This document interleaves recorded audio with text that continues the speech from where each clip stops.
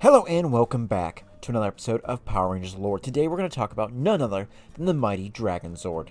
Now, this Zord is probably the most iconic of all the Zords. It's pretty, everyone looks for this when they go to conventions and like toys. They always go, oh, that's the Dragonzord, that's the Green Ranger Zord. Well, that's because it is the Green Ranger Zord, and it is, since its day coming, it looks basically like a Mecha Godzilla.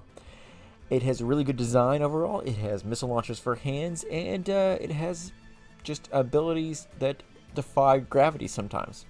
So let's get into the history of the Dragonzord. Well, for at least 10,000 years, maybe more, the Dragonzord lay dormant off the coast of Angel Grove, probably buried under basic life of the seabed, whatever silt, dirt, whatever had been living in there, had basically called it its home. Unknown to anybody. It basically laid there waiting to be called upon again. But, well, it was called when Rita broke free from her dumpster and would take a new ranger, a Green Ranger, that she turned evil, none other than Tommyoliver. Gave him the Dragon Dagger, granting the power to summon and control the Dragonzord.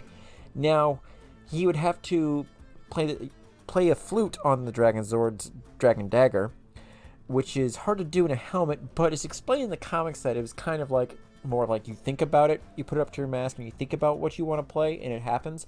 That makes way more sense than trying to blow holes through a mouth hole that doesn't have any holes in it. main base there. But so the Dragonzord is summoned, does many different battles against the Power Rangers. They kind of get their butts kicked a few different times, but in the end, the spell is broken, and Tommy joins the Power Rangers on the side of good. He retains the dagger and control of the Dragonzord, and does battle many times from there on out against the forces of darkness. Now, Rita would grow tired of this and would create a spell through a green candle that would sap the Green Ranger's powers, but would not just sap the Green Ranger's powers, but also the Dragonzord's powers, weakening him. To basically keep the Dragonzord free and healthy and the powers from going back to Rita, he basically offers and bestows the Dragon Dagger and the Dragonzord over to the Red Ranger Jason, who is then able to summon the Dragonzord from then on through the Dragon Dagger while Tommy's out of action.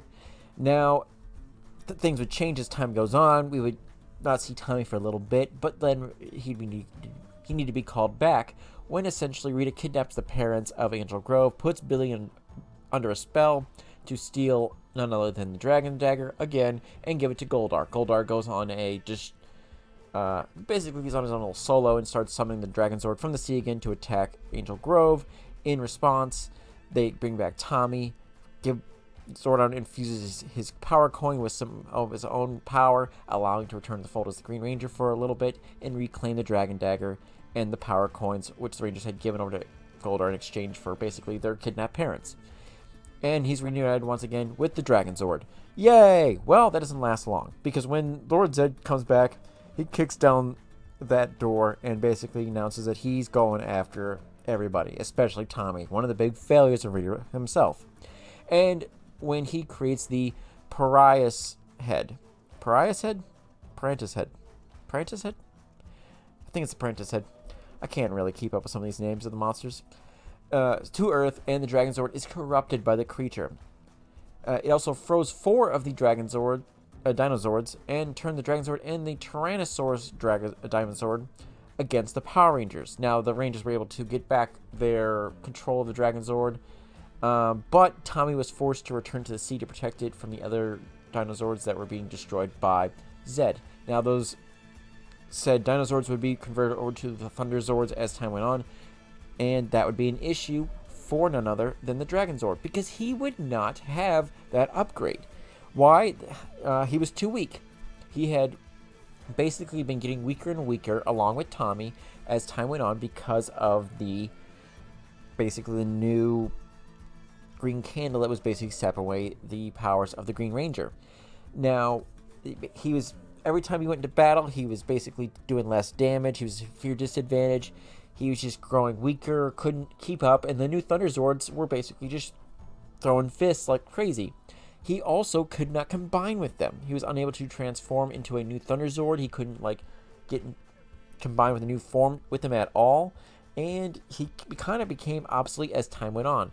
And after that, when he eventually lost his Green Ranger powers, he basically was sent to return to in stasis in the sea, and he technically remained there for a long time until the Wizard of Deception created an evil clone of Tommy known as Tommyoliver and was granted the powers of the Green Ranger. Now Tom would be evil because of black magic and the like, and he would summon none other than the Dragonzord to wreck the city. Now Tommyoliver would try to fight him back with the White Tiger Zord, and the two would do battles. But it would be a much better battle because the Dragonzord is fully empowered at this point because he's not being weakened by any green candles. Sorry.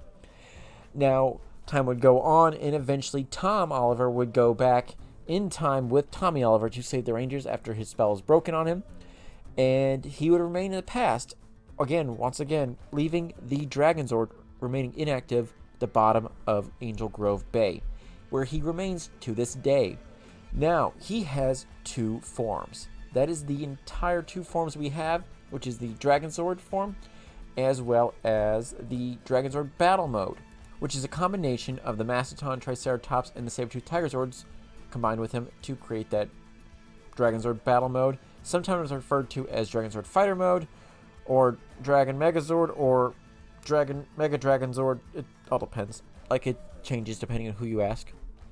Now, when I said Mega Dragonzord, it's incorrectly named that because there is another form known as Mega Dragonzord where he combines with all the Zords, and basically it is essentially another helmet piece, shoulder guards, and blasters on the side. I don't know where the rest of his body goes because it doesn't equate to everything, but hey, what do I know? Now, he has some pretty awesome abilities by himself. He has his Dragonzord missiles, which is basically missiles he shoots from his fingertips, kind of like Mechagodzilla, and combinations with the other Rangers themselves. Now, he is in a grand total of a lot of episodes, 26 total episodes. So, again, that's not a lot in comparison to the series that ran for 80 episodes a season. But remember, he showed up not until Green with Evil Part 5, near the end of it. And his last appearance was Return of the Green Ranger Part 3, which is in Season 2. So there's a lot of episodes he was just not in for. Now, he's very iconic, and every time I see him in a toy, he's usually the first spot up, especially if it's the old classic ones, full in box. I love his entire design. He's got a drill on the back of his tail there, as well as his arm, little fingertip blasters. I'm pretty sure he also had, at one point, a breath weapon, but I could be wrong. But, he's very so similar to that of Mechagodzilla, it's hard to say sometimes. Well, that is none other than the Dragonzord, guys. Let me know what you guys think. Have a good one, guys. Be safe, and may the power protect you always. Make sure to like, comment, and subscribe, and I'll be doing more videos soon. So thank you, guys. Have a good one.